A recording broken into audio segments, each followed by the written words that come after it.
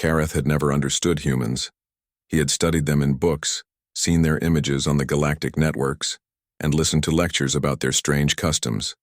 But living with one was very different from reading reports.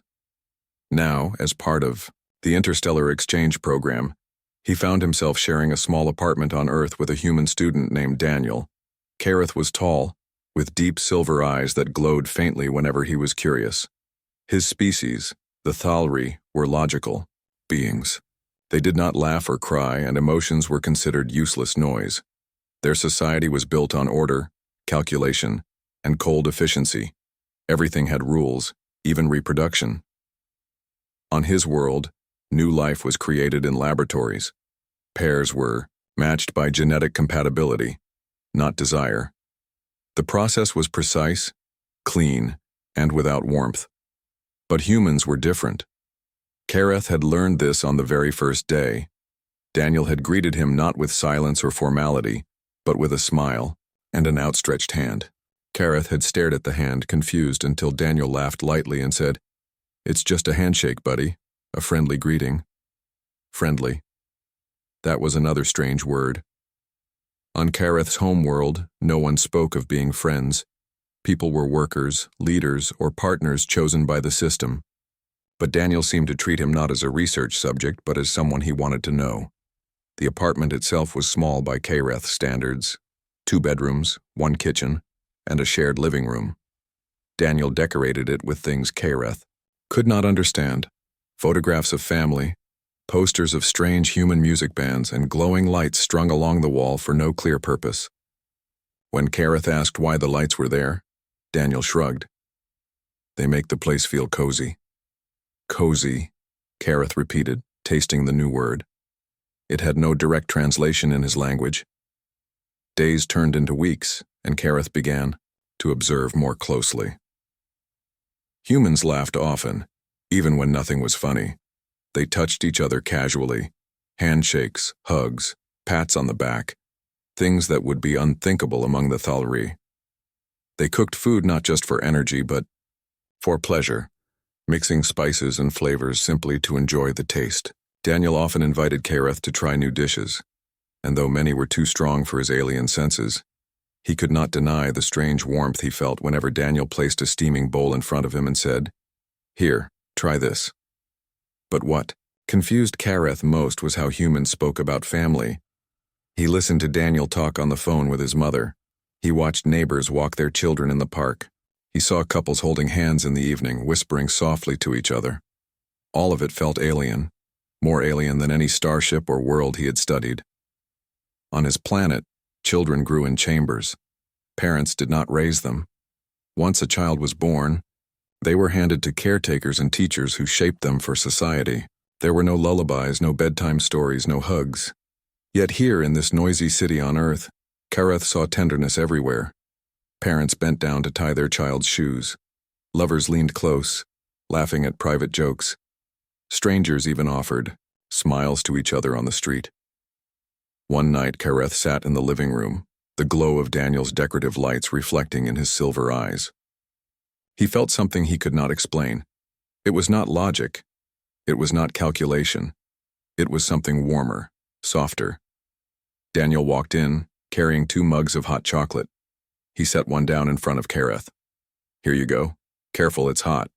Kareth looked at the drink, puzzled. "Why did you prepare 2? "You only require 1, Daniel smiled. "Because you're my roommate, and it's nicer to share." That word, share, echoed inside Kareth. On his world, resources were distributed by the system, never given freely. Yet here was Daniel, offering something simple, not because of duty, but because he wanted to. Kareth wrapped his long fingers around the warm mug. For the first time in his life, he wondered if his people had been missing something important. He did not know it. But this was only the beginning.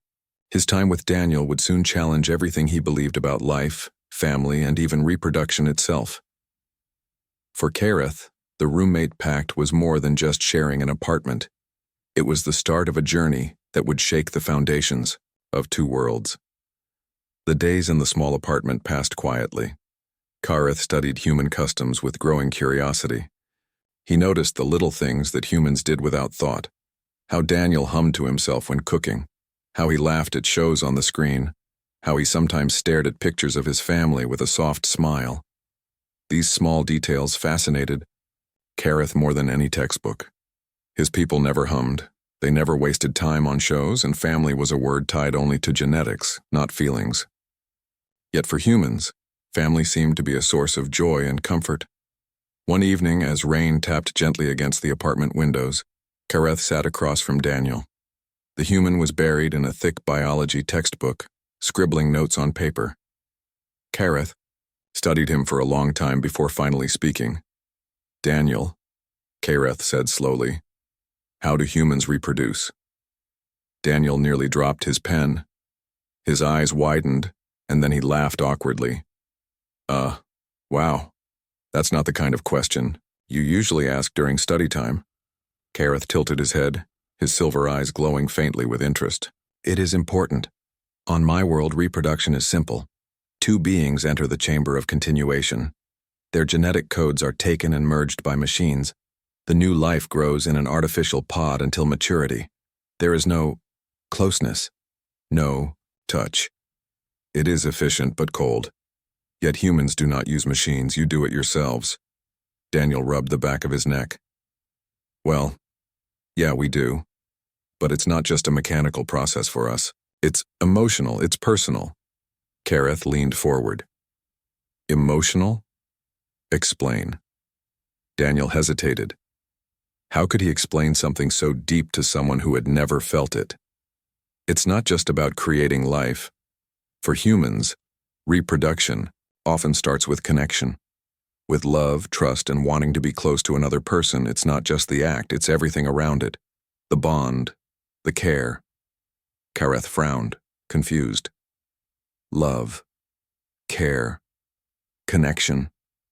These words have no equal in my language. Daniel gave a small smile. That's because it's something you have to feel, not just define. For the first time, Kareth felt frustration. He could understand the structure of atoms, the orbit of stars, the cold mathematics of genetics. But here was something beyond numbers, something invisible yet powerful enough to shape entire lives. He looked down at his hands. On my world, we do not feel when we create. We only exist. But here I see parents smile at their children. I see partners walk together, holding hands. It is confusing. Daniel closed his book and leaned back in his chair. His face softened. It's confusing for us too sometimes. Love isn't easy to explain, but it's real. And it makes life more than survival.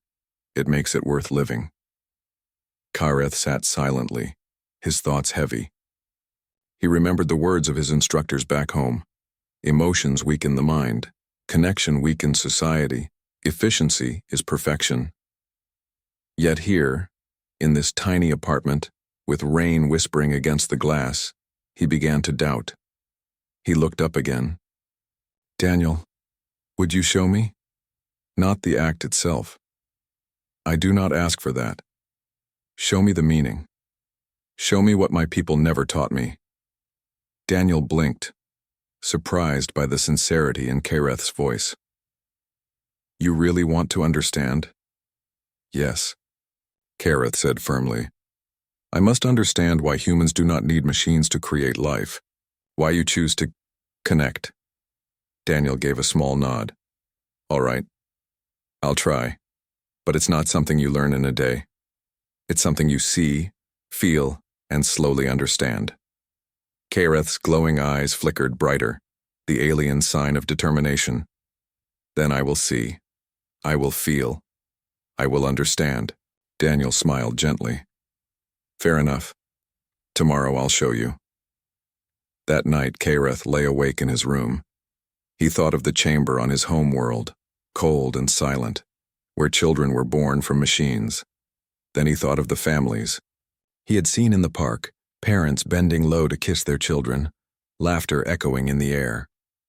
For the first time in his life, Kareth wondered if his people had built their society on something incomplete. Perhaps efficiency was not perfection. Perhaps there was more to life than survival, and perhaps humanity was about to teach him that truth. The next morning, Kyreth followed Daniel out of the apartment. The sky was bright, filled with the soft glow of a new day. Daniel had promised to show him what human reproduction meant, not the act but the heart behind it. They walked together through the streets until they reached a large public park. Green grass stretched wide, dotted with families sitting. On blankets, children chasing each other and couples strolling side by side. Kyreth stopped and stared. His people had no places like this. On Thalari, every piece of land was used for function. Factories, schools, laboratories. Parks were considered wasteful. But here, humans created spaces simply to enjoy the day. Daniel gestured toward the families. Look around. This is where it begins for us. Not in labs, not in cold chambers. It starts with connection. Kyreth's silver eyes followed a young child as she ran into her mother's arms. The mother laughed, lifting her high into the air. The child giggled, her tiny hands reaching for her parent's face. The sound carried through the park like a melody. Kyreth tilted his head. That sound, it has no purpose, yet it moves the heart. Daniel chuckled. That's laughter. It's part of how we connect. When you love someone, their joy becomes your joy. That's the first step toward creating life together. Kyreth was silent, absorbing the scene. He saw couples walking hand in hand, whispering softly to each other. He saw fathers chasing after their children, mothers brushing hair away from their little ones' faces. None of it was efficient. None of it was necessary for survival. And yet, Kyreth felt something stir in his chest. He pointed to a couple, sitting on a blanket, their heads resting together as they watched the sunset. They are not reproducing, yet their closeness, is it also part of the process? Daniel smiled warmly. Exactly. It's about wanting to share your life, not just your DNA. Love is what makes reproduction more than biology. It's what makes a family. Kyreth tried to process this. On his world, parents never stayed with their offspring. They created life and walked away, leaving caretakers to raise the child. Here, it was different. Parents remained. They cared. They guided. They loved. For Kyreth, it was like discovering a new universe. As they sat on a park bench, Daniel leaned back, stretching.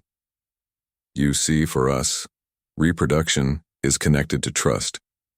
You open yourself to another person, you make yourself vulnerable, and you build something together. Kyreth looked at him sharply. Vulnerable? But vulnerability is weakness. That is what we are taught. Daniel shook his head. Not weakness, strength. It takes courage to trust someone, to care for them, to give a part of yourself. That's what makes it powerful. Kyreth lowered his gaze. For the first time, he felt a sting inside, like a quiet ache. He thought of the children on his planet, growing up without parents' touch. He thought of his own birth, cold and mechanical, without anyone to hold him. For the first time in his life, he wondered what it would have felt like to be lifted. In someone's arms, to hear laughter meant only for him. Daniel noticed the silence. Hey, he said softly. You don't have to understand everything right now. It's not a formula you can solve. It's something you feel. Kyreth turned his glowing eyes toward him. I wish to feel it. I wish to understand what my people have forgotten. Daniel gave him a reassuring smile. Then you're already on the right path. As the sun began to sink lower in the sky, Kyreth watched the golden light fall across the park. Children still laughed, couples still walked, and families still sat together. It was simple, yet it was powerful. On his world, they would call this waste. But here, Kyreth saw life. He saw warmth. He saw something beyond survival. And deep, inside, he felt the first spark of understanding. He did not know where this path would take him. But he knew one thing. Humanity had something his people could never create in a chamber. Something worth learning. something worth carrying back, to the stars. Back at the apartment, Kareth could not stop thinking about what he had seen in the park. The sound of children's laughter, the way couples leaned close, the way parents touched their children with such care, it replayed in his mind again and again. His people would never understand it, but he wanted to. That evening, Daniel sat on the couch with his laptop, scrolling through notes for an upcoming class. Kareth watched him silently for a long time. Finally, he rose from his chair and walked over, his long cloak swishing softly behind him. "Daniel," Kareth said, "seriously, I will attempt human reproduction now." Daniel nearly dropped his laptop. "What?" Kareth raised a hand quickly. "Not the physical act. I mean the beginning part, the part you called connection. I will attempt to show care." Daniel blinked, then leaned back slowly. Okay. Go ahead then." Kareth stood tall, his silver eyes glowing faintly. He extended one hand and placed it firmly on Daniel's shoulder. His voice was steady and formal, almost like he was reading a contract. "I value you as my cohabitation partner. I will protect you during your vulnerable sleep cycles. I will share my resources in the event of famine. I will maintain your safety against potential harm." Daniel stared at him for a long moment before bursting into laughter. He tried to cover his mouth, but he couldn't stop. "Oh man, that was something else." Kareth frowned, confused. "Did I fail? Was this not, care?" Daniel wiped his eyes, still chuckling. "That was, very official. Like you were applying for a job as my bodyguard." Kareth tilted his head. "But is protection not care? Are resources not sharing?" Daniel shook his head gently, still smiling. "It's not about making promises like a soldier. Care isn't a list. It's being there. It's noticing when someone is tired or when they need comfort. It's about making them feel safe just by being yourself." Kareth blinked slowly. "Not with words, then?" "Exactly," Daniel said. "Sometimes the best way to show care is with no words at all." The alien sat back, processing this. Silence stretched in the room, broken only by the soft hum of the fridge. Daniel returned to his laptop, but Kareth did not move. He kept watching, studying every detail. The way Daniel rubbed his temples when tired, the way his shoulders slumped slightly, the way his eyes blinked slower as exhaustion pulled at him. Finally, Kareth stood again. He crossed the room quietly and picked up his cloak. Without a word, he draped it gently over Daniel's shoulders. Daniel froze, surprised. "What are you?" "You are cold," Kareth said simply. "I will share warmth." Daniel looked at him, wide-eyed. For a moment, he didn't speak. Then, slowly, he pulled the cloak tighter around himself. A small smile spread across his face. Warm, genuine, grateful. "Thanks," he said softly. "That's actually perfect." Something shifted inside Kareth. It was not logic. It was not calculation. It was something else. Something warm and alive. He had not given a speech. He had not made a promise. He had simply acted. And Daniel's reaction told him that this, more than any words, was the beginning of understanding. For the rest of the night, Kareth thought deeply. On his world, no one would have noticed if a companion was cold. They would have assumed efficiency meant endurance. But here, with one small act, Kareth had done something his entire species considered unnecessary. And yet, it had mattered. It had mattered greatly. Daniel yawned and closed his laptop.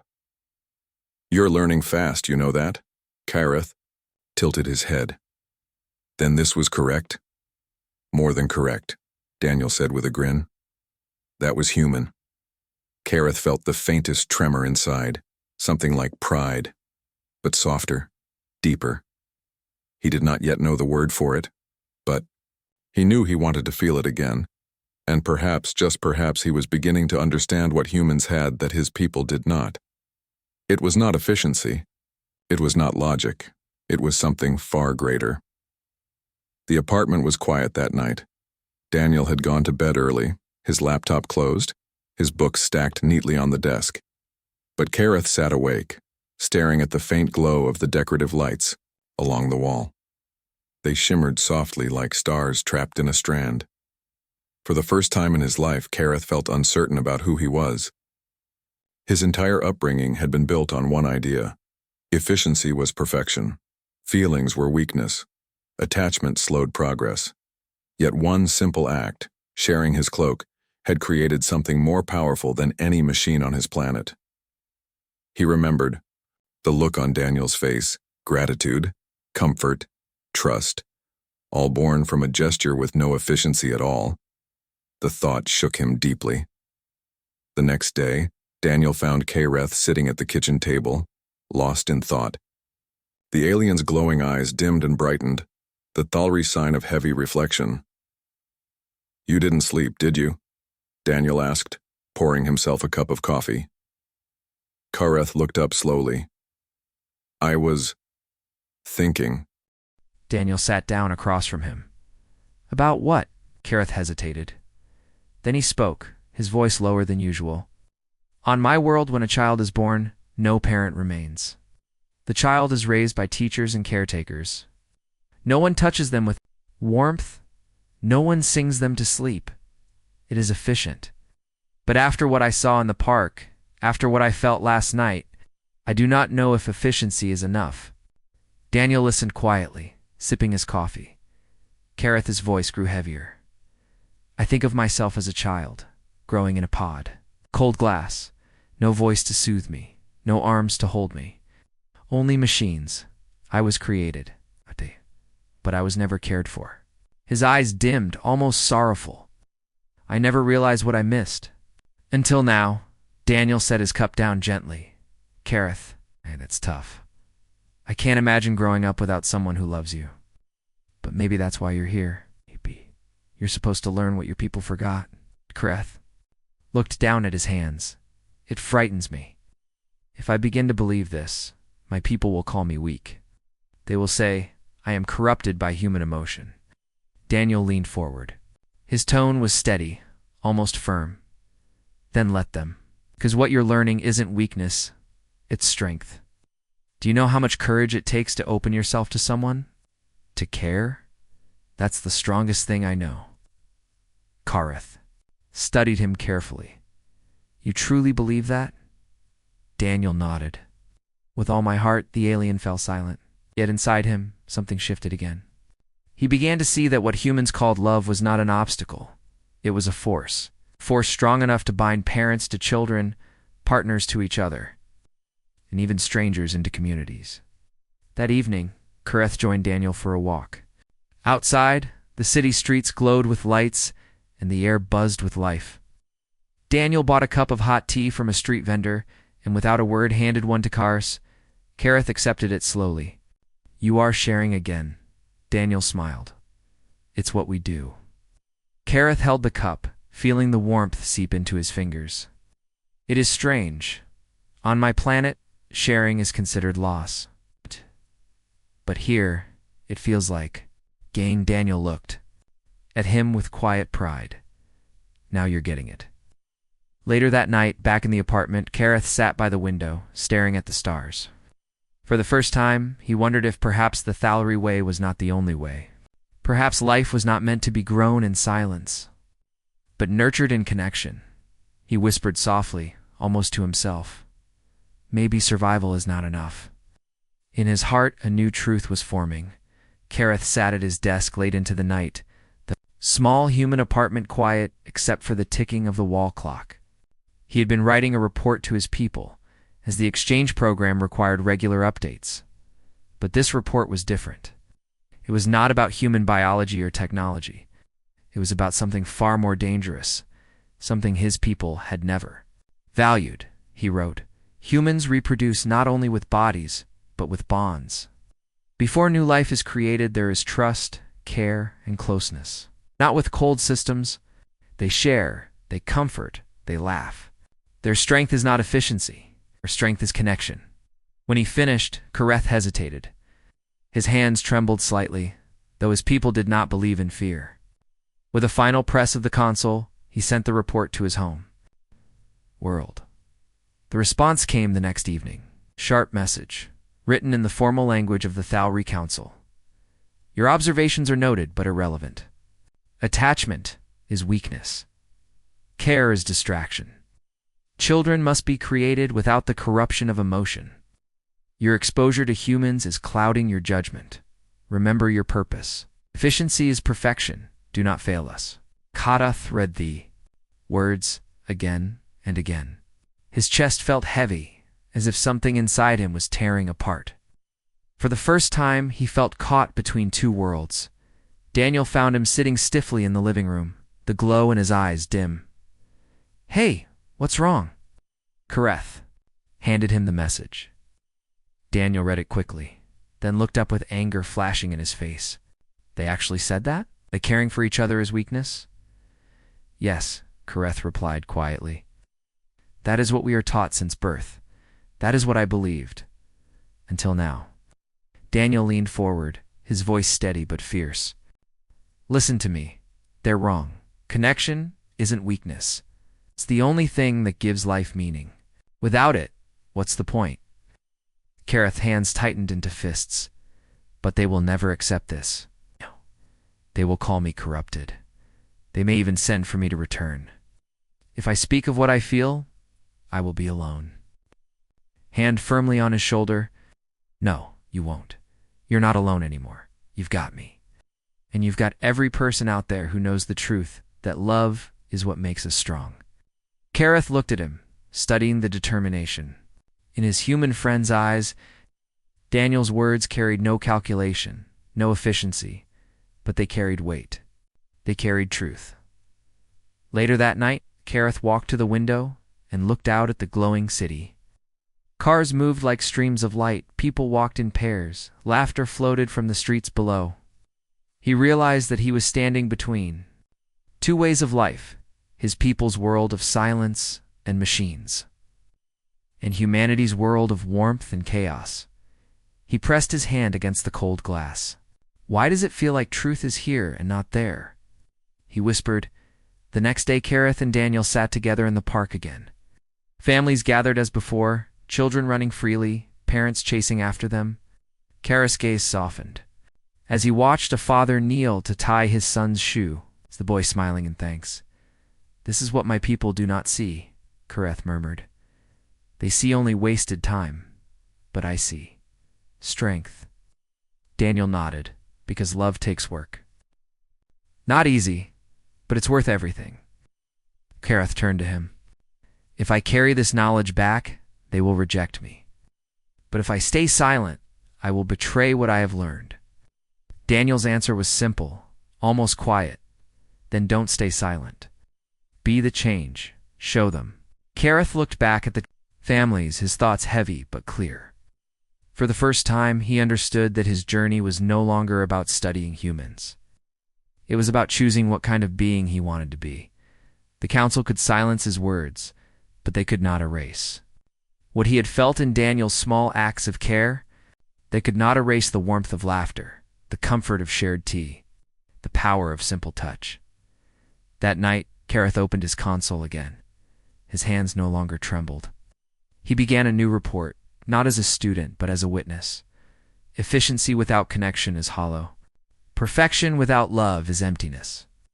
Humanity is flawed, chaotic, and vulnerable, but within them lies a power greater than our machines, the power to make life worth living. I will not unlearn this truth. As he finished the message, Kareth knew what awaited him. Conflict, rejection, perhaps exile. But he also knew something greater. For the first time in his life, Kareth felt strong. Not because of efficiency, but because of humanity. The final report had been sent. Kareth knew the council's response would not be kind, but for once, he did not fear their judgment. Something had shifted inside him. For the first time, he felt free to choose. Not what was efficient, but what was true. A few days later, as dawn painted the sky gold, Kareth sat by the window of the apartment. Daniel walked in, still rubbing sleep from his eyes. You've been awake all night again, haven't you? Martha nodded slowly. I dreamed.